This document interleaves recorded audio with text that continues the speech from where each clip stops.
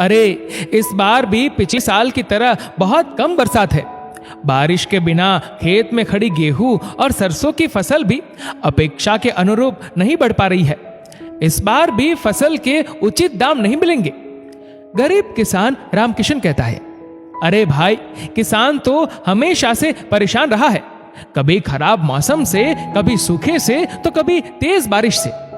पर रामकिशन, तुम्हारी तो कोई संतान भी नहीं है, आगे कौन तुम्हारे खेत देखेगा? फिर क्यों गांव में खेती किसानी किए जा रहे हो? अपने खेत बेचकर शहर क्यों नहीं चले जाते? वहां जाकर छोटी मोटी नौकरी ढूंढ लेना, कम से कम हताशा से तो बच जाओगे। क्योंकि खेती में कभी कभी जितनी लागत लगती है उससे कई गुना ज्यादा नुकसान हो जाता है। शंभू किसान ने रामकिशन से कहा, कैसी बात कर रहे हो? मैं किसान का बेटा हूं, जब तक सांसें चलती रहेगी खेती किसानी करता रहूंगा, रामकिशन ने कहा। रामकिशन अपने घर जाता है तो देखता है कि उसकी पत्नी पार्वती बड़ी उदास लग रही थी। तुमसे किसी ने कुछ कहा क्या? इतनी उदास क्यों बैठी हो? रामकिशन बोला, जिस पौधे में फूल नहीं आते वह बेकार होते हैं, पार्वती बोली। मैं कुछ समझा नहीं। समझकर भी ना समझी का बहाना रामकिशन ने किया। आज मैं पड़ोस की माधुरी भाभी की बहू गीता की गोद भराई के कार्यक्रम में गई थी। गीता को सुंदर लाल बनारसी साड़ी में देखकर मेरा मन भराया। कितने उत्साह से पूरा परिवार लगा था गोद भराई की तैयारी में।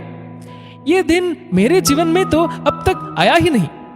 पार्वती अपने पति के कंधे पर सर रखते हुए बोली, हर पौधे की अपनी महत्वता होती है, चाहे उसमें फूल आए या ना आए। मां बनना या ना बनना कोई कसौटी नहीं होती एक स्त्री की अहमियत नापने की। इसलिए नकारात्मक विचारों को खुद से दूर रखो। रामकिशन अपनी पत्नी को समझाते हुए बोला, चलो अब जल्दी से खाना लगाओ, बहुत भूख लग रही है। पत्नी ने पति की थाली परोसी। तुम्हारी थाली कहाँ है? रामकिशन ने पूछा। आज मेरा उपवास है, पार्वती बोली। हफ्ते के 4 दिन उपवास रखती हो, ऐसे तो सेहत खराब हो जाएगी। सब भगवान के ऊपर छोड़ दो, जब वे चाहेंगे तब इस घर में भी नन्हे मुन्ने की किलकारी गूंजेगी। रामकिशन एक गरीब किसान है। अपनी मां के इलाज के लिए उसे अपने खेत बेचने पड़े, पर अपनी मां को बचा ना सका। बस एक छोटा टुकड़ा खेत का रह गया है, उसी में ही खेती किसानी कर जीवन यापन करता है। रामकिशन और पार्वती की शादी को 10 साल हो चुके थे, पर अभी तक संतान सुख से वंचित थे। पार्वती ने कई बार गंगा स्नान करने की इच्छा जताई थी। उसी के लिए रामकिशन एक एक पैसा बचत कर रहा था। रामकिशन खाना खा ही रहा था कि उसका मित्र सूरज आता है। फूट फूट कर रोते हुए कहता है, मेरी बेटी लक्ष्मी को पेट में बहुत तेज दर्द है और उल्टियां भी हो रही है। गांव के सरकारी डॉक्टर ने तुरंत शहर जाकर बड़े डॉक्टर से इलाज करवाने को कहा है। महीने भर बाद लक्ष्मी की शादी के इंतजाम के लिए खेत भी गिरवी रख रखे हैं। मेरे पास शहर जाकर इलाज के पैसे नहीं है। सूरज के आगे कुछ बोलने से पहले ही रामकिशन ने पार्वती को आंखों ही आंखों में कुछ कहा।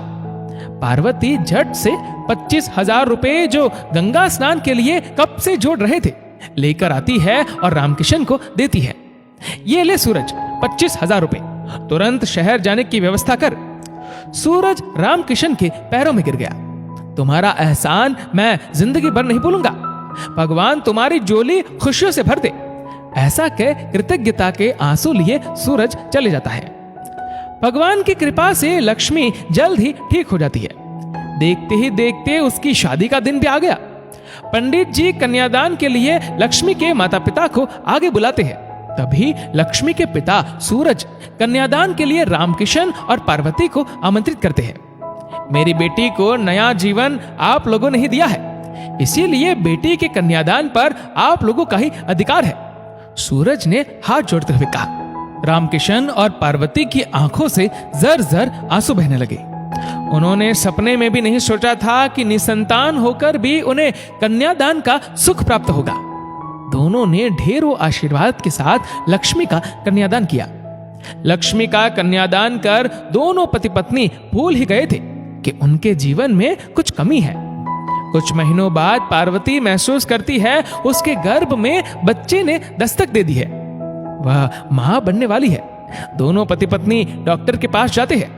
वहां डॉक्टर उसके मां बनने की खुशखबरी देते हैं। पति पत्नी भगवान की कृपा पर नतमस्तक हो जाते हैं। सही समय पर पार्वती ने कन्हैया जैसे पुत्र को जन्म दिया।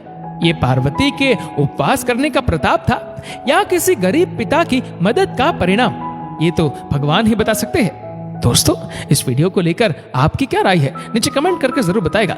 और अगर आपको वीडियो अच्छा लगा हो तो इस वीडियो को लाइक करेगा, शेयर करेगा ज्यादा से ज्यादा लोगों तक। और ऐसी ही और भी इंस्पिरेशनल वीडियोस के लिए सब्सक्राइब करें हमारे यूट्यूब चैनल को और फेसबुक पर फॉलो करें हमारे पेज को।